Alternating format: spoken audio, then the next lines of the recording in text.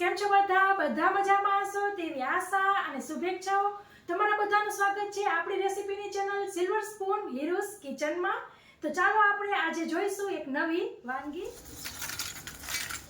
આજે આપણે સહેજ પણ મેંદાનો ઉપયોગ નથી કરવાના એવા સરસ ઘઉંના લોટના નાચોસ બનાવીશું। તમે મસાલા પારા પણ કહી શકો, મસાલા શક્કરપારા પણ કહી શકો। તો તમને હું 2-3 તોડીને બતાવું। એકદમ ફટાફટ તૂટી જાય એવા, એકદમ સાવ સોફ્ટ, આમ કરકરા એવા આપણા આ નાચોસ અથવા તો પૂરી અથવા તો પારા બને છે। તો ચાલો ફ્રેન્ડ્સ જોઈ લઈએ ચટપટા મસાલા સાથે ટ્રિક્સ ટિપ્સ બધું, અને એકદમ પરફેક્ટ માપ સાથે આ રેસીપી જોવાના છીએ। તો ફ્રેન્ડ્સ પૂરો વિડીયો જોઈને જરૂરથી તમે પણ ઘરે ટ્રાય કરજો।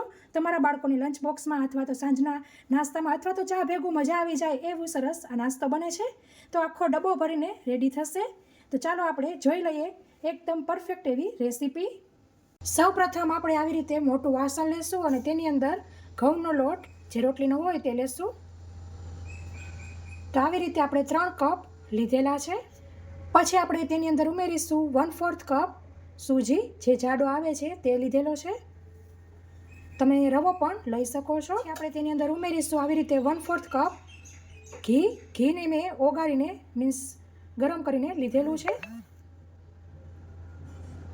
પછી આપણે એક નાની તપેલી લેશું અને તેની અંદર જે આપણે ઘી લીધું હતું તે જ 1/4 કપ લેશું અને તેની અંદર પાણી ઉમેરીશું। તો આપણે આવી રીતના 2 કપ પાણી ઉમેરવાનું છે। હજી આપણને કપ જોશે પણ આપણે તે પછી ઉમેરીશું। તમને હું બતાવું તે પ્રમાણે તમે કરશો તો એકદમ પરફેક્ટ જ બનશે। અંદર 1 ટેબલ સ્પૂન સફેદ તલ ઉમેરીશું, 1 ટીસ્પૂન જીરું ઉમેરીશું। આવું કરવાથી તમારા તલ અને જીરું ક્યારેય પણ તેલમાં છૂટા નહીં પડે।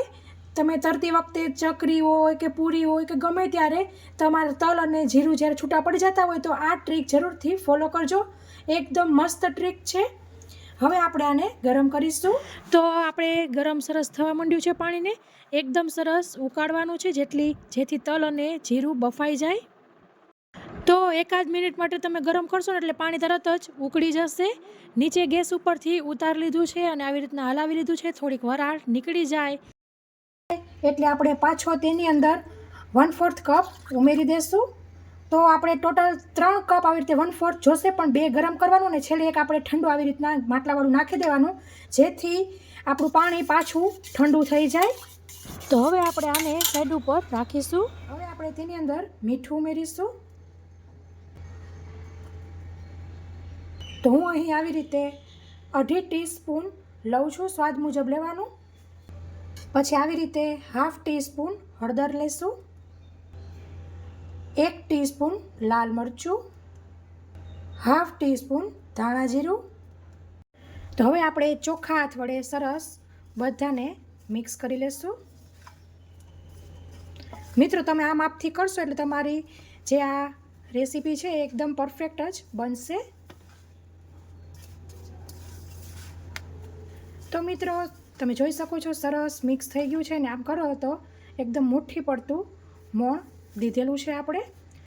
પછી આપણે આવી રીતે એકદમ થોડીક એવી કસૂરી મેથી લેશું, જેને આપણે આવી રીતે હાથેથી ભૂકો કરીને ઉમેરવી। જે કસૂરી મેથી લીધી છે તેનાથી ડબલ ફુદીનો લેશું અને તેને પણ આપણે આવી રીતે પાવડર કરીને મીન્સ હાથેથી મસળીને ઉમેરવાનો છે। જેમ આપણે મેથીને સુકવણી કરીએ છીએ તેવી જ રીતે ફુદીનાની કરવાની હોય છે। મેં એવી રીતે કરેલી છે। ફુદીનો ઉમેરવો બિલકુલ ઓપ્શનલ છે, ફ્લેવર માટે જ ઉમેરેલો છે। તમે માત્ર કસૂરી મેથીથી પણ કરી શકો છો। તો જે આપણે આ ગરમ પાણી પહેલાં કર્યું હતું તે ઉમેરી દઈશું અને સરસ લોટ હવે બાંધી લેશું। તો મિત્રો આપણે જે પાણી ઉમેર્યું તેમાં આટલો કઠણ લોટ બંધાશે, એટલે બિંદાસ 3 કપ જે આપણે રવાનો હોય તે ઉમેરી દેવો। તમે કોઈ પણ બાઉલ કે કપ સેટ કર્યો હોય તે પ્રમાણે તેનું 1/4। પછી આપણે આવી રીતના બંધાઈ જાય ને પછી આપણે ધીમે ધીમે પાણી ઉમેરીશું। લોટની ક્વોલિટી પર પણ આધાર રાખે, ક્યારેક 3 કપમાં પણ થઈ જાય, ક્યારેક આવી રીતના માથે થોડુંક પણ ઉમેરવું પડે। અને કઠણ જ લોટ બાંધવાનો છે આવો, તો હવે આપણને પાણીની જરૂર નહીં પડે। તો આવી રીતે સરસ લોટ આમ એકરસ થઈ જવો જોઈએ, આમ વ્હાઈટ ન દેખાવો જોઈએ. તો હવે આપણે તેને ઢાંકીને 10 મિનિટ માટે રહેવા દેશું. હવે આપણો લોટની 10 મિનિટ થાય ત્યાં સુધીમાં આપણે મસાલો રેડી કરી લઈશું. તો આવી રીતના 1 ટીસ્પૂન સંચર લેવું, 1 ટીસ્પૂન મરચું અને પાછી આપણે આવી રીતના અડધી ટીસ્પૂન લાલ મરચું ઉમેરીશું. બચાવ માટે બનાવતા હોય તો તમારે તે પ્રમાણે ઉમેરવું. મરચું અહીં કાશ્મીરી લાલ મરચું છે એટલે કાંઈ વાંધો નથી. પછી આપણે 1 ટીસ્પૂન ચાટ મસાલો ઉમેરીશું અને તળીને મિક્સ કરી લેવું. તો હવે આ મસાલાને આપણે પછી સાઈડ ઉપર રાખીશું. તો આપણી 10 મિનિટ થઈ ગઈ છે, ખોલી લઈશું અને એક વખત પાછું મસળી લેવું. આવો કઠણ જ લોટ બાંધવાનો છે, એમ લાગે કે આમ પરોઠા જેવો આપણી સરસ પૂરીઓ તાવામાં બનાવતા હોય એવી.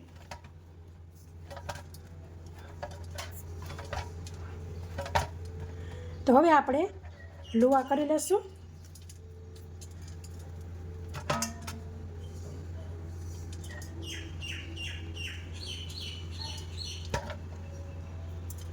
તો આમ આપણે 5 લુવા થશે.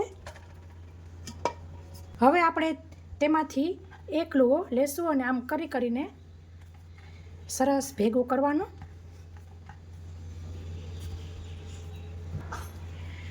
હવે આપણે વણી લેશું.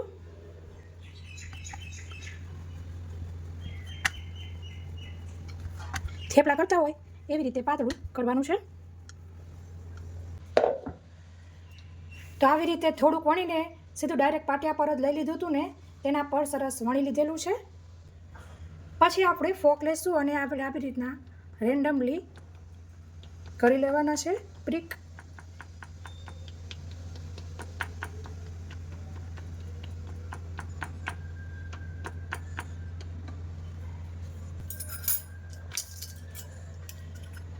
પછી આપણે ચોરસમાં કટ કરી લઈશું.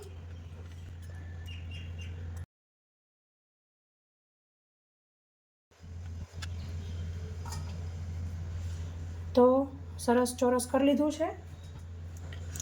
તો હવે આપણે આવી રીતના 2 આંગળા જેટલું રાખીને કટ કરીશું.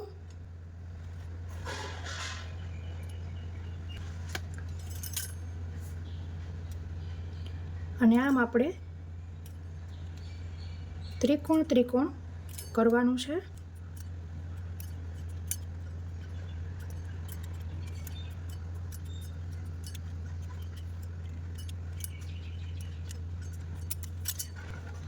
તો તમે જોઈ શકો છો આવી રીતના આપણા ત્રિકોણ રેડી થઈ જશે. કેટલી જાડાઈ છે તે પણ તમે જોઈ શકો છો. તો આમ આપણે થઈ ગયા છે એક બેચના. તો હવે તમને બીજી રીત પણ બતાવી દો કે ત્રિકોણમાં તમને જો વાર લાગતી હોય તો કેમનું કરવું તે. તો આપણે આવી રીતના ફરતી કોરા કિનારી કટ કરીને ચોરસ કરી લેવાનું છે અને પછી 1 આંગળાના માપનું કટ લગાવવાના છે. તો આવી રીતના કટ લગાવીને પછી બીજી બાજુ પણ 1 આંગળાવાળા જ ગેપ રાખવાનો છે અને કટ કરી લેશું. તો એકદમ મિની શક્કરપારા જેવો શેપ આવી જશે, તમે જોઈ શકો છો. તો આપણે એક ત્રિકોણ કર્યા અને એક આપણે આવી રીતના નાના શક્કરપારા જેવું કરેલું. તમને જે ઠીક લાગે તે તમે કરી શકો છો.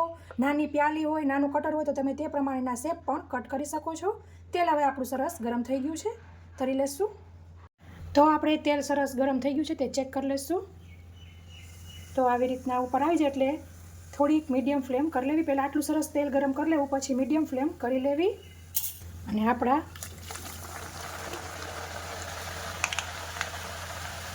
કટ્સ બધા ઉમેરી દઈશું.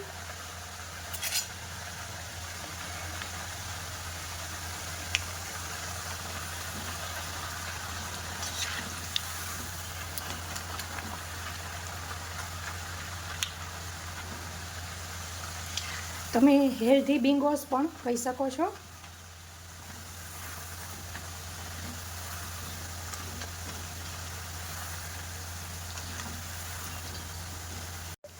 વચમાં એવું લાગે તો તમે ગેસની ફ્લેમ થોડીક ફાસ્ટ પણ કરી શકો છો. તે આપણા પર આધાર રાખે કે આપણને ખબર પડી જાય કે તેલ હવે ઠરવા માંડ્યું છે કે શું. બબલ્સ પરથી પણ ખબર પડી જાય કે બબલ્સ બેસવા માંડે અને આપણને એમ થાય કે કલર બલર હજી નથી આવ્યો, તો ગેસની ફ્લેમ ફાસ્ટ પણ કરી શકાય. તો ફ્રેન્ડ્સ તમે જોઈ શકો છો સરસ કલર ચેન્જ થઈ ગયો છે, બદામી થઈ ગયો છે. આપણે તેને કાઢી લેશું. બનાવ્યો તો તે છાંટી દેવો.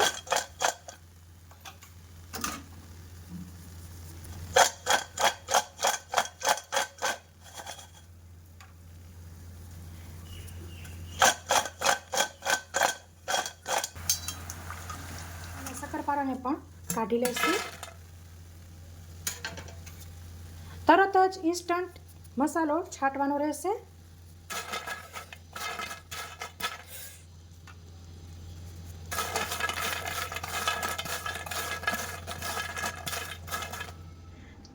તો ફ્રેન્ડ્સ તૈયાર છે મસ્ત એવા આપણા ઘઉંના લોટના નાચોસ. એકદમ ટેસ્ટી, એકદમ કુરકુરા એવા આ બને છે. તો ફ્રેન્ડ્સ આશા રાખું છું કે તમને મારી રેસીપી જરૂરથી પસંદ આવી હશે. પસંદ આવી હોય તો લાઇક કરજો, તમારા ફ્રેન્ડ ઓર ફેમિલી સર્કલમાં શેર કરજો, જેથી તે લોકો પણ એકદમ ફટાફટ આવી રીતના નાસ્તો ઘરે બનાવી શકે. તો ફ્રેન્ડ્સ રેસીપીમાં આટલું જ. ફરી મળીશું એક નવી રેસીપી સાથે. ત્યાં સુધી આવજો. Thank you. બાય. જય શ્રી કૃષ્ણ.